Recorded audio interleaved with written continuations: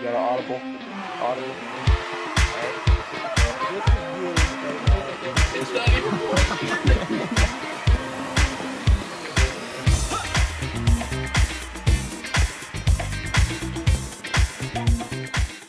Welcome back to the Student Media Podcast. I'm your co-host, Deacon Tuttle, joined by the enigmatic and electric. Yeah, that was a hard one to pronounce. Enigmatic and electric couch. I'm gonna have to look that one up. I don't know that one. My co-host Electric Couch here, and we're joined by members of the Seawoo women's basketball team, Malia Smith and Ashley Schow. Welcome to the show, guys. Thank you. Yeah, thank you guys for coming on. This is awesome. Yeah. I gotta say, I'm a little biased towards having athletes on the show because I love sports. So anytime we get athletes on the show, I just kind of feel like I relate to them a little bit more, and I feel like I understand the topics that we talk about a little bit more. But I probably shouldn't say that out loud. So I guess maybe that's my effort of making you guys a little more comfortable. His bias is showing, yes. Oops, sorry, I didn't mean to. Jen, don't fire me. I got 1 quarter left. I got to stick it out. We don't even get paid, but thank you guys very much for coming on. This is awesome. As athletes, I want to ask you a hard-hitting question right off the bat, and this is a question that I like to ask all the athletes that I talk to. Are you Nike or Adidas people, or like Under Armour or whatever other brand you choose? What are you going to go with? And I know that Under Armour, the interview is immediately over. Get out. The what? Under Armour is off the table, so we're gonna have to cut the interview short. Should we say our answer on 3? Yeah. Okay, 1, 2, 3. Nike. Okay, good. Also bias show in there. There's no question. I came from an Adidas school last year, and I will say having Nike this year is like so nice. And That is they fit right. Yeah. That is awesome. That's exactly the answer I wanted to hear. But because now that you said it, like what exactly about Nike do you prefer? Because I could give you a boatload of reasons. I mean, like I watched the Masters, the golf tournament all weekend, and I was following my favorite player, and he was wearing Nike. He wore Nike everything, and I cannot express enough how every time I saw him, I had the Nike tab pulled up on my laptop with like 5 things in my shopping cart just ready to check out. Something about that swoosh just gets me every single time. And it is like I'm willing to fork over $300 just to make myself look cooler, because then you look good, you feel good, you play good, right? Yeah. Hopefully, Yeah. I don't know. I feel like Nike just like knows how to make stuff that fits, especially like women. Yeah. And Adidas, like compared to Adidas, like I feel like everything is just so big and baggy, and Nike just knows how to like produce like good quality stuff. I don't know. Yeah, for me, it's like the shoes are like more comfy in my opinion. True. I don't know what about it, but they're just more comfy. That's true. So you did touch on it a bit that we are a Nike school, and I know you guys wear Jordan uniforms, but is that your bias kicking in, or is that like, is someone standing behind you like saying, if you don't say that you like Nike, we're going to kick you off the team or something? Is that what's going on here?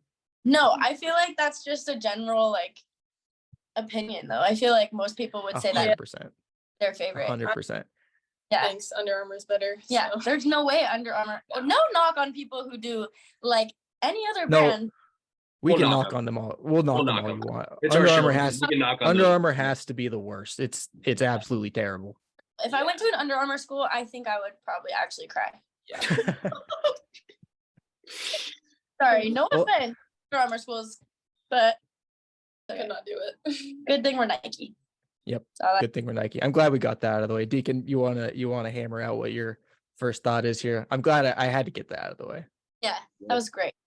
Well, I'd like to ask both of you guys individually about your stories coming to Central, and just letting the audience know, we got a incoming junior and now sophomore. So what was it like coming to Central versus kicking off beginning training for this next season too? Do you want to start? Sure. Okay. So I came from a small town called Tenino.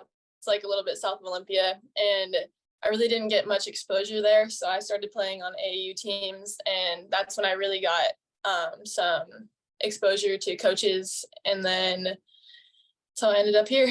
Was You there said- a you said certain small- part- Oh, Sorry, I just want to say you said small town. What was the name of that? Tenino. Tonight. I see. I haven't heard that one. How small? Like, what was your guys' school size? We were 1A, and we Okay. had about 5 in my graduating class. How many? 85. I Okay, thought you yeah. said 5. I was like, Darrington has been I was met. like, someone's got me beat. I Oh was my like, gosh. there's no way. Wow. Okay. I always like to judge when people say small, just based off of where I came from, because I came from a really, really small school, but we don't have to get into that. So, but yeah, that's small. And I understand that. And like, I know that personally firsthand, and people who I went to school with, that getting seen, getting noticed, and getting recruited at a small school is way harder than it is to do it at a big school with a lot of publicity and also former athletes coming out of that school. So yeah, that's awesome. The AAU route was how you did that. Yeah. Cool. Was there a certain part of your game that that you were pretty proud of, that you feel like helped with the recruiting process as that came along and bringing you to Central? I would say like my height and my length really made me stand out from the rest of recruits, and I know that's why my coach Randy really liked me, was because of my height and my length. That's great. That's really cool. So my turn. Yeah. My college experience has been a little different from, I feel like, normal or just other athletes. Out of high school, I committed to a school in Texas, and then some things kind of went wrong, like the coaching staff just some things happened with the coaching staff, and then I ended up leaving that school and going to a school in Southern California, which is where I played at last year. It was Concordia University in Irvine. And it was fun. I mean, I was in SoCal, which is definitely a lot different than Ellensburg. I was just about to say. I got to experience a lot of different things and meet a lot of cool new people. And I've made some relationships there that I will cherish forever. And I'll always be grateful for my experience there. But it ultimately wasn't really what I wanted my basketball experience to be in college. So I entered the transfer portal, which is a little scary because you don't really know like what's going to happen or if you're going to get picked up or whatever. So I entered the portal like literally the last day that it was available. And Randy, our coach at Central, she was the first one to reach out to me. And she was like, hey, Malia, I don't know, because she was also recruiting me out of high school. And she just texted me and said that she wanted to have a couple conversations. And, the next week I was at home and I came on a visit and I got to play with the girls, and we just hung out and played some games together. And I knew that I wanted to come here. They were also welcoming, and it just felt like a really good fit, and it aligned with what I wanted, and like school wise and basketball wise. So that's kind of how I ended up here. Yeah, I don't know. How does that work when it comes, because you said that she was recruiting you out of high school too, but obviously you went somewhere else. Do coaches kind of keep tabs on players? Like, how do they find out once they get into the transfer portal? Do you let them know? Do you reach out to them, or do they have people who are kind of looking out for who's moving around and whatnot? Yeah, I feel like it's pretty common for coaches to keep up with like players that they have recruited in the past. I feel like most college coaches, or really, I don't know, this is an example too. I know my stepdad, anybody can check like the transfer portal or whatever. And I know that my stepdad still checks it because, I don't know, he's just a really big fan of basketball and he likes to know that stuff. So yeah, I feel like coaches check that like on a daily basis. There's not really a time where you can't enter the portal. You can do it like during season or basically whenever. I think the cutoff is like May 1st. But yeah, I feel like, and also if you're in the portal, you can reach out to coaches, but I know for me, a lot of coaches reached out to me, and yeah. You said your dad keeps track of that. Does he ever hit you up? And is he like, or stepdad, sorry, does he ever hit you up and be like, hey, this person's in the transfer portal, maybe you should get a hold of them, see if you can get them to come over to Central? Okay, I don't know about that. I was at home the other day and he I just woke up and he yelled at me to go talk to him, and he was like, I don't know if you know this, but Haley Van Lith just entered the transfer portal. And if you don't know who that is, she's like a goat. Like, she's so good. She plays at Louisville, and she's from Kashmir, Washington. Oh. And I grew up like playing against her and all this stuff. But he basically told me that, and I was just like, whoa. And then I go on my phone, and every single like everything on my Instagram feed was of Haley and like how she's in the portal or whatever. So yeah, he's always looking at that stuff, and he actually made a joke about her coming to Central, and I was like, yeah, okay, like The breaking news, she's entered the transfer portal, now she's a Wildcat. Haley, what are the chances? No, yeah. I think if we work our magic here, this gets enough views, maybe we do some hashtags, a couple tweets. Yeah. Deacon, I'm gonna let you get on that. Chances are we could somehow influence maybe a little movement towards that, but I think we're gonna have to rely on your guys' recruiting abilities a little bit more than ours, to be honest. You guys have a little more pull than we do. Yeah. Well, so I guess like transitioning to, we want to say like congratulations for, our playoff appearance that you guys contributed to. That's really exciting. And I wanted to ask you guys what it's like preparing for this next season, and then kind of how you see your roles moving forward. So right now in spring workouts, we're working on like individual skills. So a lot of individual workouts and like small group workouts.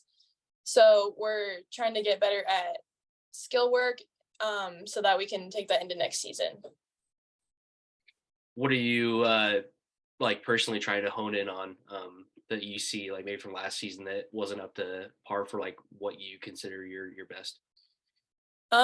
For me, I am working on my strength and Big body. Yeah, going into contact rather than going away from contact, and just working on overall strength. Yeah. That's cool. Yeah, I feel like just like Ashley said, we have like individual workouts, but there's only 8 on our team right now. There's like 5 of us that are like fully good to go. Yeah, there's only 5 of us who are fully like no injuries, no nothing. Yeah. So there's only 5 of us really working out. So it's like me, Sunny, and Asher who are in a workout together, and then it's like Ashley and Charity, which is like basically postcard split. Mm-hmm. And we work out every day with our coaches for an hour, and yeah, we're just honing down on skill work and being able to handle the ball. For us, it's being able to handle the ball under pressure, and just getting shots up and making each other better. I know we play like one-on-one at the end for like 30 minutes and it gets tiring, but it's fun because we're competing. But yeah, Randy just really wants us to focus on getting us better individually so that when we come back together next season as a team, we can all be better. And yeah, I'd say that. And also our main focus for the spring is to love each other. Yeah. So like thing where whenever we see each other, we have to do this little handshake. Yeah. And yeah, it's funny. It's like a little dance. Can we see the handshake, or is that too? Okay. Oh, I like that. Come on. You could do it like you don't have to do the full version of it if you don't want to, if it involves like a bunch of movements or whatnot, but like unless you want to, you go ahead. So basically you like fake the high five and then you go 1, 2, 1, 2. That's it. But our coach doesn't like to do that. So she just goes in with the simple like stab up. Yeah. We tried to like do you have to do that with every single one, or do you get to like personalize it to each of the players? Like do you have a different one for someone else, or is it the same for everyone?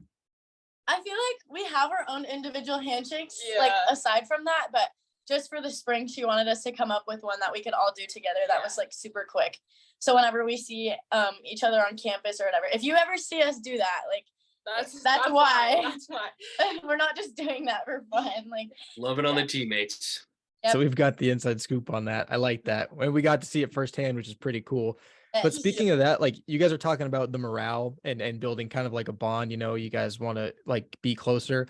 Is there, instead of skills, which you're working on right now, what about leadership? Do you guys see yourself stepping into any kind of leadership role next year? As I know you guys are both younger players, moving up to be junior and sophomore, like like Deacon said, and I think that could lead to kind of not necessarily upperclassmen, but like, you know, probably opportunity for a leadership role, I would imagine. Is that something that you think about, that you kind of work on, or does that just kind of come naturally? For me, I know that me and who else? Sunny are gonna be the oldest, and who else? Shelby and Brent. Shelby and Brent are gonna be the oldest next year on our team. And even though we're juniors, which is kind of crazy. But even though I feel like I've been in the program for only a year, which is the same amount of time as Ash, I feel like for me, being one of the older players and like having one more year of experience or 1 or 2 more years of experience of like the incoming freshmen or anything, I feel like naturally I always try to like be encouraging, and that's like one of my main goals is to just be a good teammate for, you know, them. And so I feel like even if it's not like my role to be like a captain or whatever, I feel like I still can show leadership by just like encouraging my teammates and like being there for them, and you know, on those hard days, like saying like we got this or we can get through it, like we'll get through it together. So I feel like that's kind of my role as like a leader. Yeah, so for me, like, so we graduated 4 seniors who were all like super big leaders, and we all looked up to them this year. So I think it's going to be a little bit tough to fill that, but I think that we're doing a good job of starting to speak up and lead each other and like encourage each other through practice and stuff like that. How hard is that, like coming from a role where, you know, if like you were playing high school basketball last year, Ashley, like now that you've got a year under your belt at the collegiate level, does that feel easier now, or do you still feel like if you ever were intimidated, do you still feel a bit intimidated kind of speaking up about things? So yeah, in high school I was like the main leader on my team, so it was a bit different coming into this team because there were so many older girls on the team that were, like you said, intimidating to me. But as the season went on and progressed, I got more comfortable and I started to speak up throughout the season. Yeah. So I didn't mean to cut you off, Malia. I apologize for that. No, it's okay. It must have been not that important because I forgot what I was gonna do. I don't like to step on people's toes, but whenever I hear something that's kind of stuck there, I got to quickly get it out before I forget, because I just feel like it might be important to say, but I hate whenever I have to step on people's toes, and sometimes I just do it without knowing, to be honest. But like, but yeah, absolutely. I could see how that would happen. Deacon, what were you going to say? Oh, I was just saying you're an eager person. That's it. You know, you just like jumping. Oh, I thought you said I'm an ego person. I was like, you just got that ego, guys. You're more aware by this, 25 minutes into our interview. Not even close. But yeah. No. Well, I guess, I wanted to, we talked about this off camera, but I'll still give you the question. We wanted to shift, a little bit wider lens into college, like the tournament. I guess we want to talk about March Madness a little bit and kind of guys' thoughts on all that. Just a broad one. How do you see? Well, like if I could throw a statistic at you, I did a thing, or I did a post earlier for one of my other classes, and this women's championship between LSU and Iowa was actually the most viewed championship game for the women's tournament ever, and it had the average viewing was 9.9 million, and I think the total view was like 12.6 million. So obviously that was a big jump this year for the women's tournament, and it almost seemed like the women's tournament this year was a lot more polarizing than the men's tournament. And obviously you guys look like you paid attention to that. What do you think went into that? What was the reason for that? Because, I think it doesn't get enough, they don't get enough credit, obviously, because this style of basketball, if you paid attention, the women's basketball tournament this year just seemed to be way faster. It seemed to be way higher scoring than the men's bracket, and people don't talk about it that much. Yeah. And it's not just Caitlin Clark. What? Yeah. It's not just Caitlin Clark. I know. She had a lot to do with it. She's crazy. I personally didn't watch. I think I watched maybe part of one of the men's games. I honestly don't know. To be honest, I didn't watch them either. No, yeah. But I think such a big part of like people wanting to watch the women's side of the bracket this year was because you have competitors like Angel Reese on LSU and Caitlin Yep. Clark on Iowa, and they're like, I don't know, did you guys watch the championship game or no? I did. Yep. Watch Yeah, parts. I don't know. There was a lot of like talk about what was happening after the game and how Angel Reese is like, I don't know, can be extra or That whatever. was. But Yep.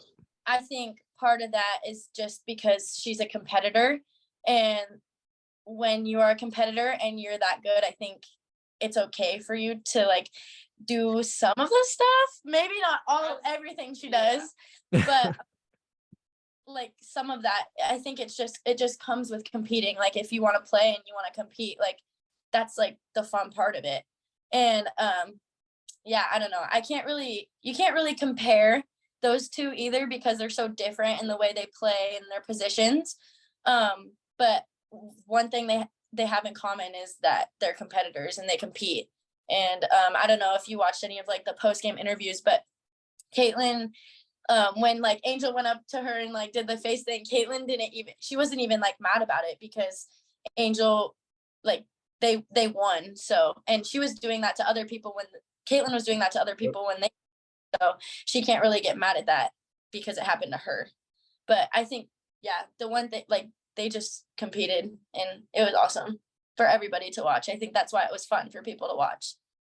That's exactly what I said on the assignment that I had to do, is that these two, I don't want to say characters because they're not necessarily characters, but I think in the narrative of the sport, as you're watching it, you're following almost like a storyline because there's a lead up to all these things. Caitlin Clark, she's setting the record for most points in the tournament at 191. Angel Reese, LSU just had been tearing it up and really no competition for anybody. And Angel Reese was just dominant at her position as well. Yeah. And those two factors kind of clashed. And I think people love drama and people love narratives, and the media really blows up those narratives. And whenever you have those meeting in the championship like that, then obviously it's going to do really well. But I also think it's good for just basketball in general, because it's like in college basketball, you've had the last couple of years so many polarizing players who've gone through. And then it's just like on the women's side, it doesn't seem like you get too many of those because for whatever reason, they just don't get the attention, right? Like the latest one I could think of was the one from Oregon. I can't remember her name, but she got drafted to New York, I think. Yeah. Sabrina. Yeah. Yep, Sabrina. She was like a big one, and now she's a Nike athlete and she has a signature shoe. And when she was in the tournament, it was the same thing. People were talking about her, right? And she was bringing numbers. So I think whenever you get obviously bigger names in the sport, it's going to draw in more attention, and I think it's perfect because now you're going to probably see this clash for at least another year. Yep. And I also think, like, who wouldn't want to watch Kim Mulkey, LSU's coach? Yeah, Kim Mulkey. She's so funny to watch. She's so crazy. She's And her outfits. How could you The not outfits, the jacket was something else. I loved that. love Kim Mulkey? She's so funny. They're bringing style. They're bringing style, and they're bringing, like I said, characteristics to the game, and I think it's really helping. But that's just from my perspective, and that's why I wanted to get what you guys, because you guys play the sport. You guys are at the collegiate level, so it's just like I think your input would be far more important than mine, to be honest. Yeah. But yeah, it was a lot of fun to watch, and I think that I think it's only going to get better too, especially now that it's like it's either they're going to say that there's nothing there, but if they meet again in the tournament, that it's going to be a big deal next year, right? Yeah. I hope they do. Yeah. It'd be fun. That would be entertaining. So, well, I guess with that then, like, because it didn't seem like there was beef after the fact, but if you had to pick a side, Angel Reese or Caitlin Clark? Just a quick poll. I personally, I don't know. I think I personally would choose Caitlin just because she's a guard and I'm a guard, and I some more bias. Yes, I look up to her in that way. I think I like Angel too, but I think sometimes she can just be a little extra, and I know that's just like her and how she is. But yeah, I like Caitlin, and I have a lot of respect for her. Like she's so good, and I hope I could pull threes from the logo like her. Yeah. Like that's what I envision when I watch her play. I'm like, oh yeah, like I can do that, and then I try like airball. I'm like 10 feet off, but yeah, I'd say Caitlin. Yeah, I would have to say Caitlin Clark too, because she's honestly just the GOAT, and like they both do stuff and they both can back it up. But at the end of the day, Caitlin Clark's she's so good. What makes her stand out? Honestly, like obviously she's dominant, but which factor of her game? Is it her ability to shoot? Is it her, I don't know, her willingness and determination when she's on the court? Because, other than the game against LSU where she still dominated, but it almost seemed like she was the only one doing anything for Iowa. It's like, leadership is it something like that, or is it just pure her dominance on the court?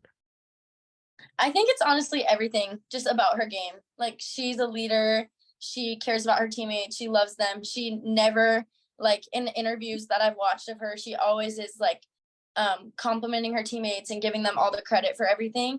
And I respect that a lot. And I feel like that's just what makes a great player, is they just don't really care about themselves, and it just comes to them naturally. And and when she's playing, she doesn't really force anything. It's just, she's just so good. She makes everything look so smooth. And I think she's just a really great player. I forgot the stat, but there was some crazy statistic that showed up during one of her games about something like 300 assists on the season or something. Do you remember that? Yeah, I can't remember exactly what it was, but that just goes to show, like, she doesn't have to be scoring the ball to, like, be giving to her team. Like, assists are just as important as shots. Yeah. And she just, every aspect of her game is just so good. And she's just crazy. Well, if that's what you guys are focused on for next year, and, you guys think that, I think you guys are capable, so study up, right? Study up, see what you can learn, and take what you can from her. And maybe, I don't know, see if she hits the transfer portal and get her over here too, if possible. Yeah, we're breaking that one too. Yeah.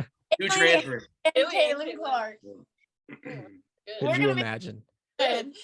They might take us out of D2 and just move us up to D1 if that happens. At that point, yeah. Right. If we had, would you be mad about that? I don't think anyone would be mad about that. I'd be completely fine. maybe during practice I'd be a little mad if I had to guard them, but yeah. It makes you better, right? Yeah, it does. Yes, it does. But I still would probably, I'd be So like, what we're hearing is that Malia is not a hard worker. whoa! Wow. And that's how Shots fired. I know. My gosh. Okay, my last question, and then we'll let you guys get back to your busy lives. Do you have, I don't know, because I know you guys, did you say it at the beginning? You and Deacon are cousins. we haven't. No, we haven't broken that yet. So that was not mentioned. Deacon and Malia are cousins. I'm not sure how close cousins you are. I don't know why I'm the one explaining this. Why don't you tell them, Deacon? No, I appreciate it. Just go for it. No, I'm gonna mess it up. Yep. Okay, well, regardless, they're related. I wanted to know, I don't know how close you guys are, but do you have any embarrassing stories of Deacon you could tell really quickly? Embarrassing? Okay. The first thing that popped into my head, I don't know how old I was, but I don't know, maybe he can tell you after I say this, but I remember I was going to spend the night with him and our other cousin Isaac, and I think we were at his dad's house, at Uncle Tommy's house, and Deacon and Isaac were like messing around in the street or whatever, and Deacon, like, I think they were riding scooters. I'm not even sure because I was inside, but he like fell off or something. He fell somehow and like smacked his head on the concrete. And I just remember that would explain a lot. Oh yeah. This lady like came to the door and she was like carrying him. And next thing you know, he's just throwing up everywhere in the bathroom. Yep. And I was genuinely like so scared. Like, I hated throw up. I was so scared. I just wanted to go home. I remember I like went in the bathroom, even though it was all cleaned up. It still smelled like throw up. I just wanted to go home at that point. Yeah, I got a concussion. I was gonna say, I don't know if getting a concussion counts as an embarrassing story, but I'm just like profusely vomiting for like an hour, I think. And you traumatized your cousin, Deacon. Good job. What? Yeah.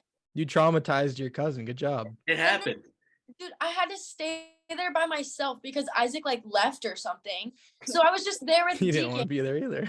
Us and we like just laying there like I don't even know. That I was feel like scary. I remember being inside my own brain that day. I don't know if that's just something I concocted, being a 7-year-old and now, I'm 22. I like to fabricate that, but Yeah. I feel like I saw my own brain.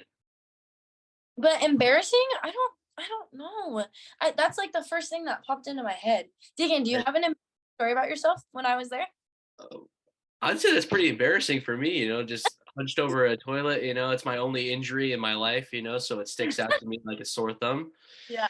Must be nice. Sore thumbs count as injuries. I don't know. I stub my toe quite often, so. I remember also like during like Christmas, or I think this might have been Easter or something. I wanted to play this game with them outside. Well, first of all, they would also always make me play pickle with them, and I would be in the middle, and they would throw baseballs, and they would like, I swear, they would intentionally try to like hit pickle? me. Oh, pickle. Okay. I remember now. Yeah. Yes, Just with like, the yeah, okay. like basically a monkey in the middle, but you're trying to like yeah, and I swear they would intentionally try to hit me with the baseball.